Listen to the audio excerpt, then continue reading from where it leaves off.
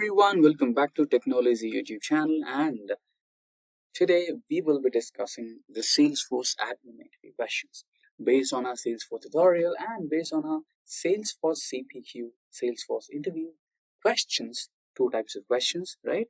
We received a lot of feedback from our users requesting for Salesforce Admin Interview questions as well.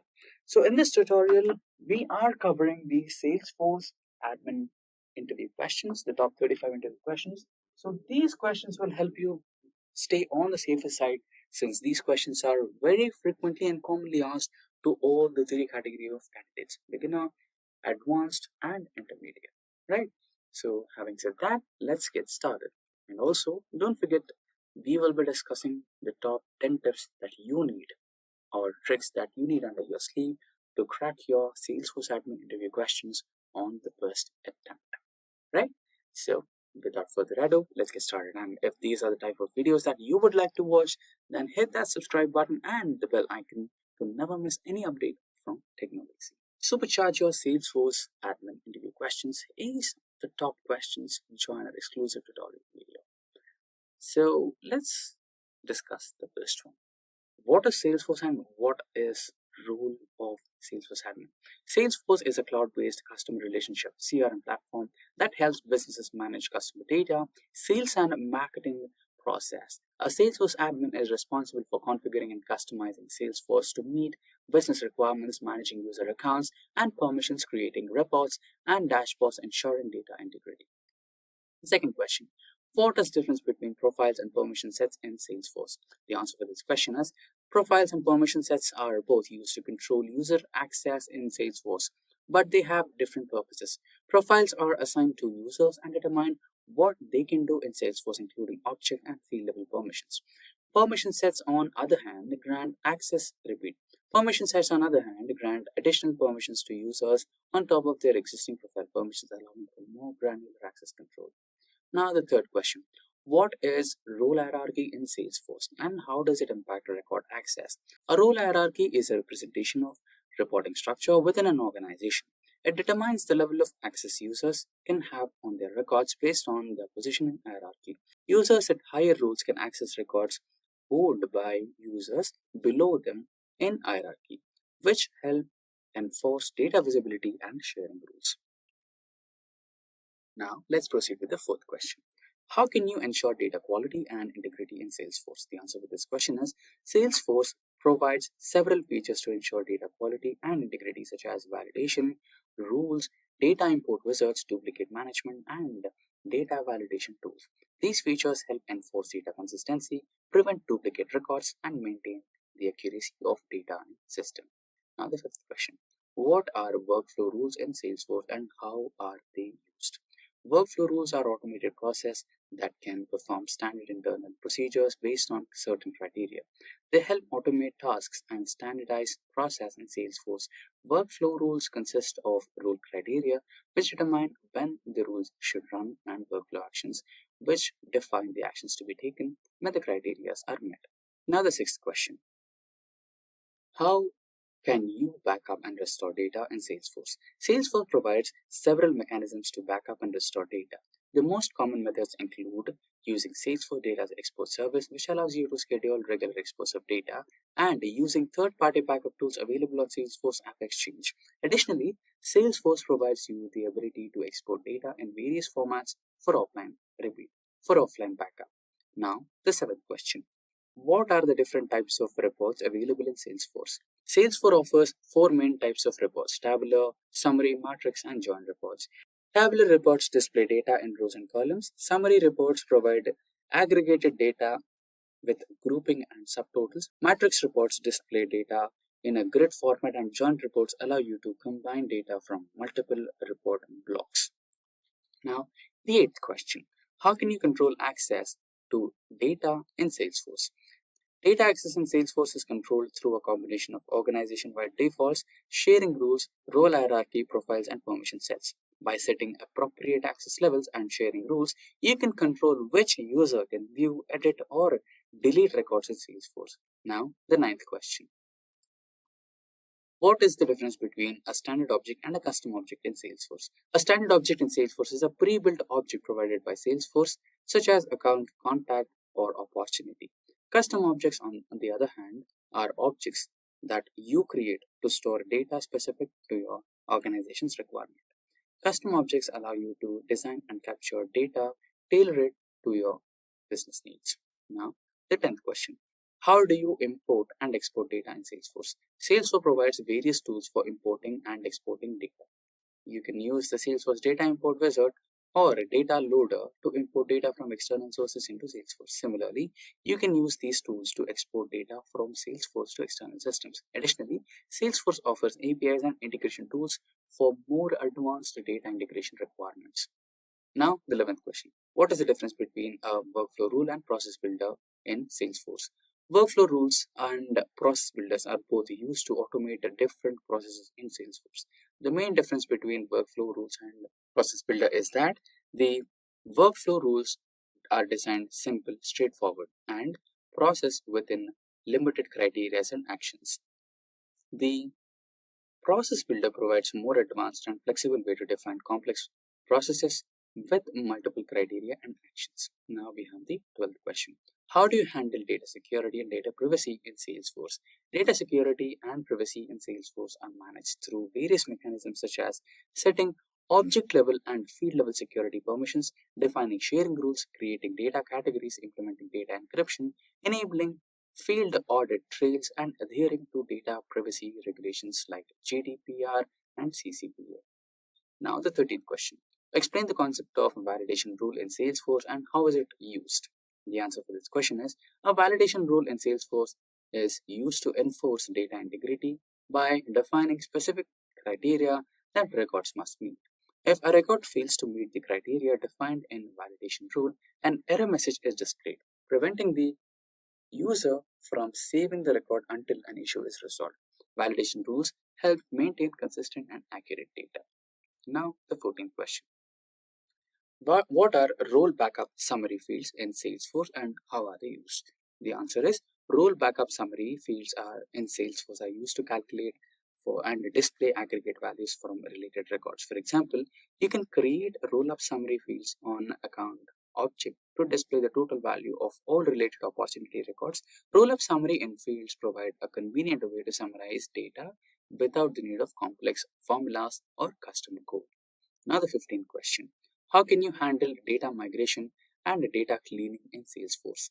Data migration in Salesforce involves transferring data from legacy systems or other sources to Salesforce. It requires careful planning, data mapping, data extraction, data transformation, and loading. Data cleaning involves identifying and resolving data quality issues like data duplication, missing values, and inconsistencies before or during the migration. Now the 16th question. What is the difference between lookup relationship and master detail lookup relationship? Repeat. What is the difference between lookup relationship and a master detail relationship in Salesforce? Lookup relationships and master detail relationships both are used to establish a relationship between objects in Salesforce. The main difference is that in a lookup relationship, the child record can exist without a parent record, while in master detail relationship, a child record is dependent on existence of a parent record. Master data relationships provide additional features like cascading, delete, and roll-up summary fields. The 17th question. How can you create and customize reports and dashboards in Salesforce? The answer is Salesforce provides a powerful reporting and dashboarding feature that allows you to create, customize, and share reports and dashboards. You can choose data fields and add filters, group data, apply formulas, and format the report layout. Dashboards can be created by combining multiple reports and visualizing data in charts, tables, and other components. Now, the 18th question. What is the purpose of sharing rule in Salesforce and how is it used? The answer to this question is sharing rules in Salesforce is used to extend access to records for specific users or groups. They can be defined and granted read or write access records owned by other users. Sharing rules is helpful when providing access to records based on criteria other than the rule hierarchy. Now, the 19th question. How can you automate business processes in Salesforce using workflow rules and process builders? Workflow rules and process builders allow you to automate business process in Salesforce by defining criteria and actions. Workflow rules can perform actions like field updates, email alerts, and task creation based on specified criteria. Process builders provide a visual interface to define complex process with multiple steps, criteria, and actions involving different objects. The 20th question. How can you handle data archival and storage limits in Salesforce? You can utilize features such as data archival tools, third-party applications to handle data archival and storage limits in Salesforce. Now, the 21st question. What is the difference between workflow rule? Now, 21st question. What is the difference between workflow rule and a trigger in Salesforce? Workflow rules are declarative automated tools that allow you to automate standard internal procedures, whereas triggers are pieces of Apex code that execute before specific database related events. Triggers provide more flexibility and can perform complex operations, while workflow rules are simpler to set up and manage. Now we have the 22nd question. How do you handle data import and data deduplication in Salesforce? The answer for this question is data import in Salesforce can be done using various mechanisms and methods such as data import wizard, data loader, or third-party integration tools. Data deduplication is a process of identifying and merging duplicate records in Salesforce to maintain data integrity. Salesforce provides tools like duplicate management to detect and merge duplicate records. Now, the 23rd question. What is the difference between public group and a queue in Salesforce? A public grouping is a collaboration of users in Salesforce that can be used to specify or simplify access management by assigning permissions and sharing records or sending emails. On the other hand, a queue is used to manage ownership of a record in a shared environment. Individual users can take up records assigned to a queue based on their availability or workload. 24th question. How can you manage user permissions and access in Salesforce? User permissions and access in Salesforce can be managed through profiles and permission sets. Profiles define the permissions and settings that determine what users can do in Salesforce, while permissions set to grant additional permissions to specific users or groups on top of their existing profile permissions. Now the 25th question. Explain the difference between custom report type and standard report type in Salesforce. A custom report type allows you to define a report that can span across multiple related objects and including custom fields.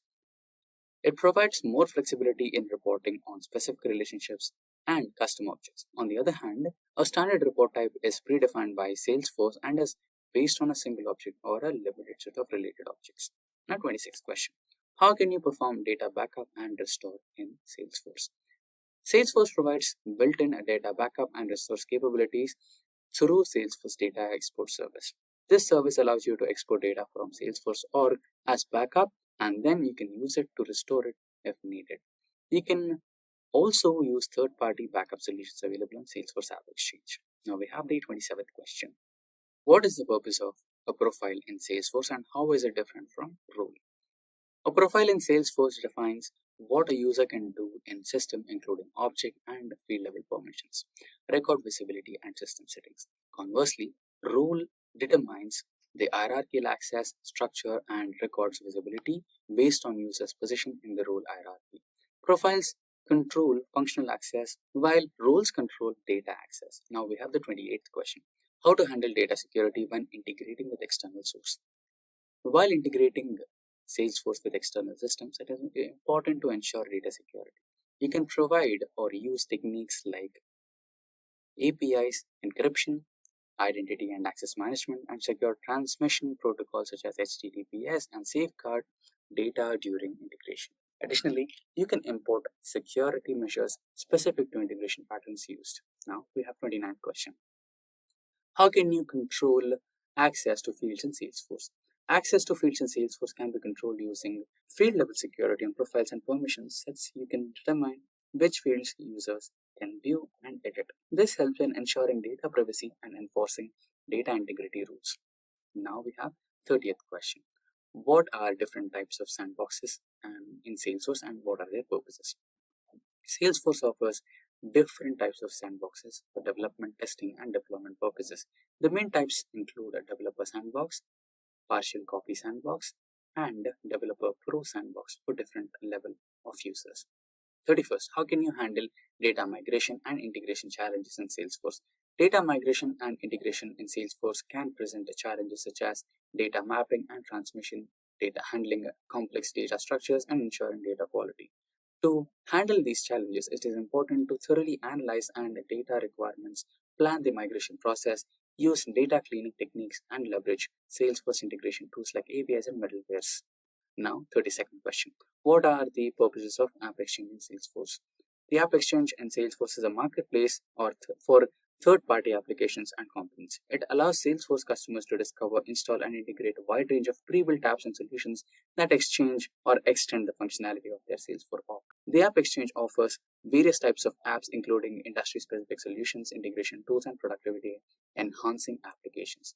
Now we are at 33rd question. How do you handle change management and deployment in Salesforce? Change management and deployment in Salesforce involve a structured approach to introducing changes and testing them and moving them across different environments. It includes activities such as creating change sets or using version control systems, concluding or conducting thorough testing, documenting changes, and following best practices like using sandboxes and change management tools. Now we have the 34th question. What is the Salesforce Lightning experience and how does it differ from Salesforce Classic? So, Salesforce Lightning experience is modern redesigned user interface for Salesforce. It offers more intuitive, responsive, and customizable interface compared to the older Salesforce Classic. Lightning experience provides improved navigation, productivity features, and enhanced user experience. It also offers Lightning App Builder to build custom applications and Lightning components for building reusable UI elements. Now we have the last question, that is, how can you ensure data quality and data governance in Salesforce? The answer for this question is ensuring data quality and data governance in Salesforce involves establishing data standards, defining validation rules, implementing data governance policies, and conducting regular data quality audits. It's important to have data cleaning process in place, enforce data entry best practices, and provide user training to maintain high quality data within the systems. So with this, we have finished the top 35 most frequently asked Salesforce admin interview questions. Now let us discuss the tips and tricks that you need to have to crack your interview in the first go. The first step is have a Salesforce admin certification. Familiarize yourself with the topics and skills outlined in the Salesforce admin certification, right? And then next we have understand Salesforce core functionality. So before understanding the second point, having an additional certification is beneficial. So with that, let's proceed with the second point. Understand Salesforce core functionality. Gain solid understanding of core features and functionality of Salesforce, including object fields, relationship, workflow, automation, security, reporting, and data management. Now the third one, hands-on experience. Having hands-on experience is always beneficial. Now, the fourth one, study Trailhead modules. Salesforce Trailhead modules platforms offer free self-paced learning modules specifically designed for Salesforce admins. Now, the fifth one, master database management. Database management is a crucial aspect of Salesforce administration. Now, the sixth one, know Salesforce limits and considerations. Be aware of Salesforce limitations and considerations for various features such as data storage, workflow rules, formula fields, and API usage. Now, the seventh one, prepare for scenario-based questions. It is obvious that your interviewer will ask you some questions based on your previous company experience, and he will set up some scenarios for beginners and ask what would you do in that scenario. So practice them and create self scenarios for yourself and try to solve them. Next one is role-based hierarchy. Learn how to set up and manage role hierarchies and sharing settings to control access to records and data within an organization. Ninth one, familiarize yourself with Appexchange and app integration. Explore Salesforce Appexchange marketplace and understand the type of apps available. And lastly, develop strong communication skills. As a Salesforce admin, you will work closely with different stakeholders. Practice effectively communicating technical concepts and solutions in a clear and precise manner.